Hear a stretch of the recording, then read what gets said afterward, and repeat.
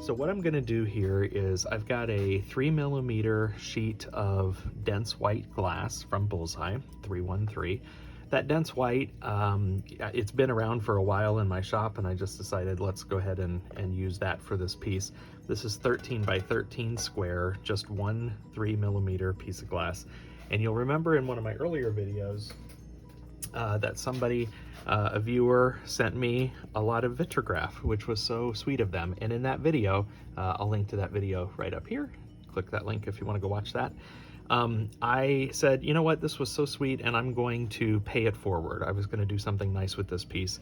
And so I got a request from a friend who has a special event coming up, and they're going to have a silent auction, and she asked if I would make a piece for the silent auction. And so here you go. I'm going to use this Vitrigraph, and I'm going to make a piece for the silent auction. So what I'm going to do here, my thought is dense white, if I'm not mistaken, is not food safe. So it needs to be capped if it's going to be used for a platter, which is what I want to make.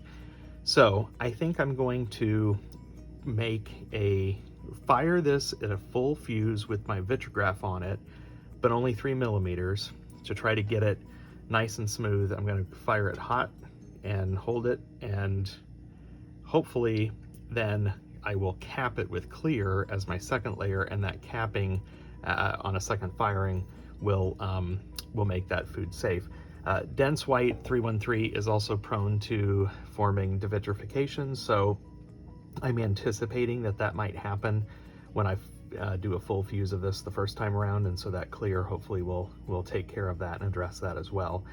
What I know will happen because of the 6mm rule is that this 13 by 13 piece is going to pull in. It's going to shrink in on that firing, and that's okay, because as kind of a part piece, it'll shrink in. Then I'm going to cut it again, hopefully square, and end up with a piece for a platter.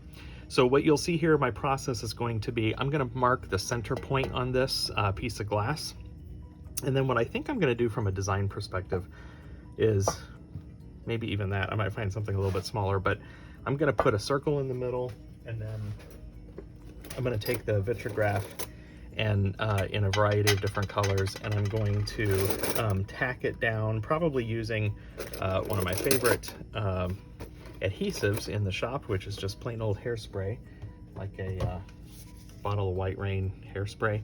I'm probably going to use that to tack these pieces on. I'm going to have to cut some of these down. I'm trying to find another piece, but anyway, I'm going to put these around in a circle form, kind of coming out from the center. And I just need something in the center to kind of be my model for that. So take a watch here as I put this together, and then we'll get it to the kiln.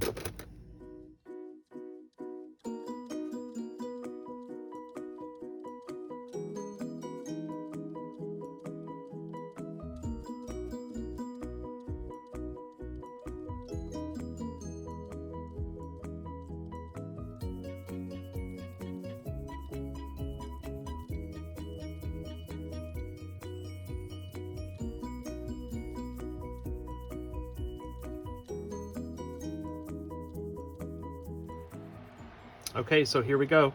I took the centerpiece out. You may have seen in the video as I was laying these out, I also, or when I was done there, it was real fast, but I hit them with hairspray. I put the liquid hairspray in a needle bottle and can kind of apply it across. And the idea is not to get it like so, you know, cold fused onto this piece, but just get it in a place where everything's kind of stuck down well, so that I can take it to the kiln. See, nothing's rolling around, and that's all I really need. So anyway, a couple of thoughts. This is dense white. As you saw in the other video, this was all gifted to me. So honestly, it's Bullseye glass. The artist said that that's all she uses, but I don't know what kind. I don't know these specific colors. And so some of these may react with the dense white. So that's kind of fun. We'll see what that looks like if we get any reactions. And then we'll pull it out. I need to go back and do a little bit thinking about my schedule and what that's going to look like, but I intend to do a full fuse to get this as flat as possible. Because dense white is not food safe, then I will cap it with clear, and so in order to minimize bubbles in the clear cap, I need all of these elements to really become, relatively flat and part of this glass. So anyway, taking it to the kiln now. we'll decide on what my schedule is. I'll publish that as I always do in my video notes, and let's see what turns out. Oh, a couple things. I wanted to have fun with the Vitrigraph, so you can see here in the curly Q, I actually put a piece through there. Same here. There are a couple of pieces that overlap, which is all fun. These two I kind of wrapped around here, around each other, because I just think that that'll look neat when it comes out. So anyway, here we go. This could be a big ugly mess when it comes back out, but I'm having fun playing. Thanks. Okay, I got it over here into the kiln, and I ended up adding a few extra elements. I added a couple of strips of French vanilla ribbons, because I think that'll give a really neat reaction. I'm getting more and more concerned this isn't going to fuse the way I'm thinking. I really want it to just completely flatten out. But given the 6mm rule, I think it's going to try to pull in on the edges, but maybe even in the middle. Could be an epic disaster. So I'm thinking about this. I think I'm going to add some 3mm tekta underneath as a base layer to try to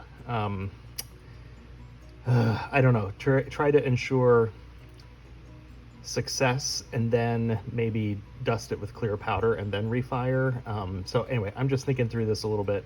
I'm going to do something, and then we'll see what it looks like when it comes out of the kiln, and I'll tell you what I did. Okay. I took this out. I'm generally pretty pleased with it. So I can't remember now in the last segment if I told you or not, but I did go ahead and put a piece of 3mm tekta under it. I was just concerned that at a single layer with all of this going on, that I might get some really big bubbles or something as it was trying to pull in and try to become 6mm. So as a part sheet, I guess it wasn't going to work as much. So I put the 3mm tekta underneath to give it a full 6mm, and I got a nice fuse on this. There are a couple of bubbles here in this piece of Vitrigraph because it was a hollow, and it didn't occur to me that that might happen, but they're stable. They're not gonna pop or anything, so they're good. And as is the case with dense white, I did get some devitrification. You're not gonna be able to see it too much, but it's all basically along the edge. Not so much in the middle. This middle looks real nice, but it did get some here and there. And let's see, I put a couple of, after I showed this to you and it was sitting in the kiln, I went ahead and added a couple of pieces of French vanilla ribbon, and so you see the reaction that happens with the French vanilla and the dense white. I'm not sure that there were any other reactions that I got here, which kind of surprises me, honestly. I wasn't sure what the glass was that was used in this Vitrigraph, but I don't really know that anything else got a reaction, so that's okay. I mean, you don't want surprise reactions. In this case, I didn't really care what happened, so I was kind of curious to see. I put this piece within this curly Q, so that was kind of a cool effect that it gave that. Same here, I wrapped this black piece around that.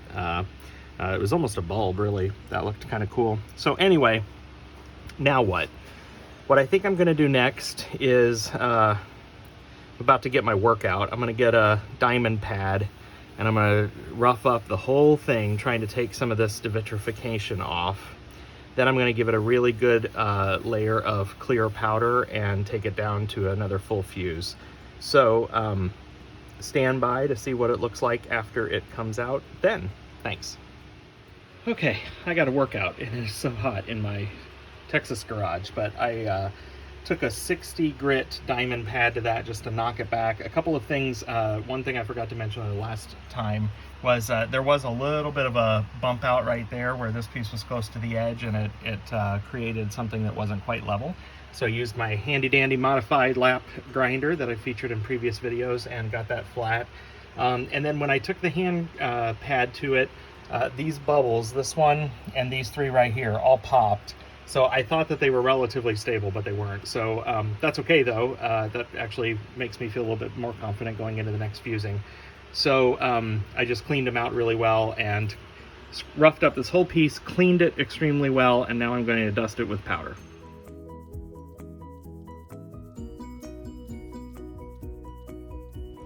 Okay, I have a Bullseye 16 by 16 square slumper here. I've got this piece centered in my mold.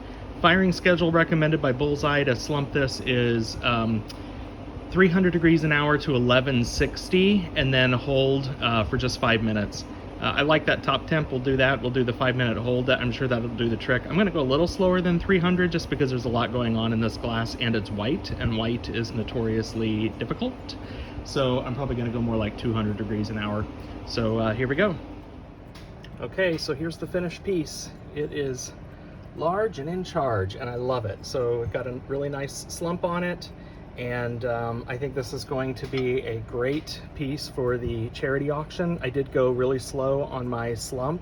I did 200 degrees an hour on my ramp up just to make sure that it didn't go crazy on me with this white glass, dense white that's known to be a little persnickety. Plus I had all of these elements, a variety of different colors. So slow was the way to go.